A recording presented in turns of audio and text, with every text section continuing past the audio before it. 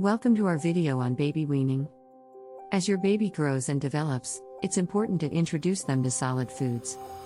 This process is called weaning, and it can be a big step for both you and your baby.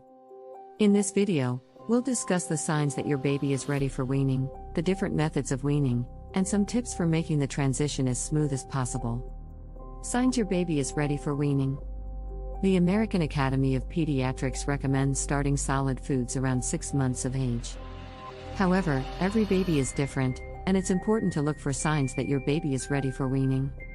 Some of these signs include sitting up without support, showing an interest in food, such as reaching for food on your plate, being able to hold their head steady, being able to coordinate their hands and eyes to pick up food.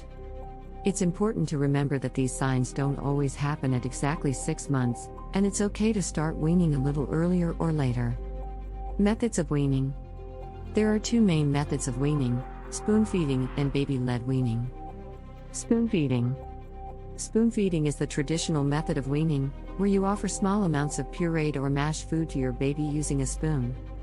This method is great for babies who are still learning to coordinate their hands and eyes, as it allows you to control the amount and consistency of food they're eating. Some popular first foods for spoon feeding include pureed fruits and vegetables, such as applesauce and sweet potatoes. Baby-led weaning. Baby-led weaning is a more recent method of weaning, where you offer your baby small pieces of soft, cooked food that they can pick up and feed themselves.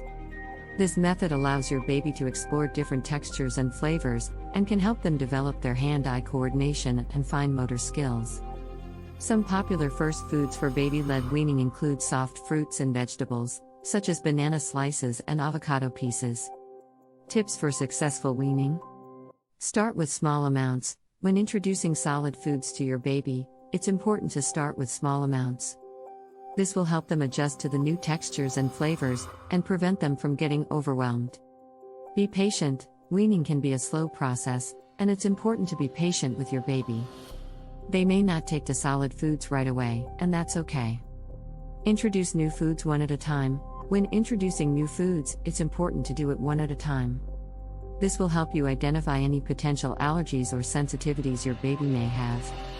Offer a variety of foods. To ensure your baby is getting a balanced diet, it's important to offer a variety of foods. This includes fruits and vegetables, as well as proteins and carbohydrates. Follow your baby's lead. Your baby will let you know when they're full, and it's important to respect their cues. Don't force them to finish a meal if they're not interested. Conclusion. Weaning can be a big step for both you and your baby, but with the right approach, it can be a fun and exciting experience. Remember to look for signs that your baby is ready for weaning, choose the method that works best for you and your baby, and be patient and flexible.